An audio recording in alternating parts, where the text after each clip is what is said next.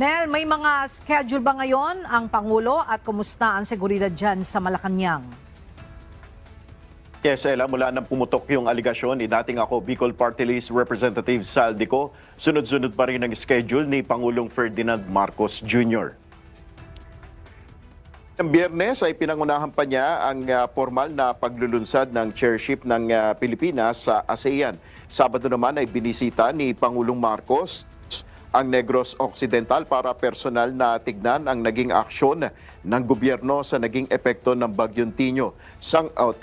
Sa ngayon ay wala pang inilalabas ang palasyo ukol sa opisyal na schedule ng Pangulo, pero base sa ating mga nakuhang impormasyon sa mga susunod na araw ay bibisita ang Pangulo sa mga naapektuhan ng Bagyong Uwan.